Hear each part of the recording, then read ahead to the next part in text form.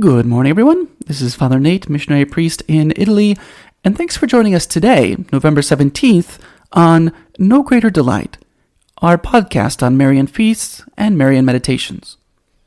Today, we celebrate just one Marian feast. In the year 1393 or 1396, you can find both dates, Our Lady of Sion, Queen of the Jews. Now, this was a confraternity founded by Count Ferry of Lorraine and his wife. It shouldn't be confused with the religious group started by Alphonse and Theodore Regensburg. The confraternity's name, however, probably comes from the church where they would meet, and which was already a popular pilgrimage site in honor of Our Lady, the Basilica of Our Lady of Sion. Now, the oldest parts of that basilica stretch all the way back to 1325. For today's reading from True Devotion to Mary by St. Louis de Montfort, we continue with part 2 on the most excellent devotion to Our Blessed Lady, or the perfect consecration to Jesus through Mary. And we're kind of in this intermittent state. We passed through the second part with the motives for perfect consecration, and yet now we're talking about Jacob receiving the blessing of Isaac through the offices of Rebecca, as this being sort of a model for consecration to Jesus through Mary. So yesterday we heard the story in Louis de Montfort's summary of it, and now we'll read what he has to say about this consecration. 185. Before explaining this beautiful history, we must observe that, according to the Holy Fathers and the interpreters of Scripture, Jacob is the figure of Jesus Christ and the predestined, and Esau that of the reprobate.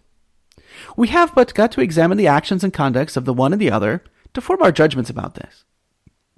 First, Esau the elder was strong and robust of body, adroit and skillful in drawing the bow, and in taking much game in the chase. Second, he hardly ever stayed in the house, and putting no confidence in anything but his own strength and address, he only worked out of doors. 3. He took very little pains to please his mother Rebecca, and indeed did nothing for that end. 4th, he was such a glutton, and loved eating so much, that he sold his birthright for a mess of pottage. 5th, he was, like Cain, full of envy against his brother Jacob, and persecuted him beyond measure. Now 168. Now this is the daily conduct of the reprobate, meaning the people who are not going to make it to heaven. First, they trust in their own strength and aptitude for temporal affairs. They are very strong, very able, and very enlightened in earthly business, but very weak and ignorant in heavenly things. In terrenes fortis, in celestibus debiles. Right? Point 187, referring to this second point, right? He says that Esau was hardly ever in the house, and he put no confidence in anything but his own strength. Commenting on that, he says, it is on this account that they are hardly at all, or at least very little, at their own homes. That is to say, in their own interior, which is the inward and essential house which God has given to every man, to live there after his example. For God always rests in himself. The reprobate do not love retirement, nor spirituality, nor inward devotion. And they treat as little, or as bigots, or as savages, those who are interior or retired from the world, and those who work more within than without.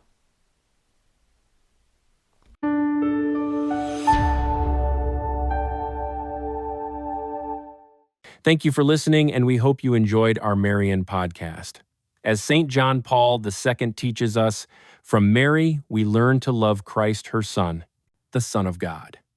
Through her intercession, may we grow ever closer to him. We encourage you to share this with a loved one or friend and help spread our devotion to Mary. Thank you, and God bless.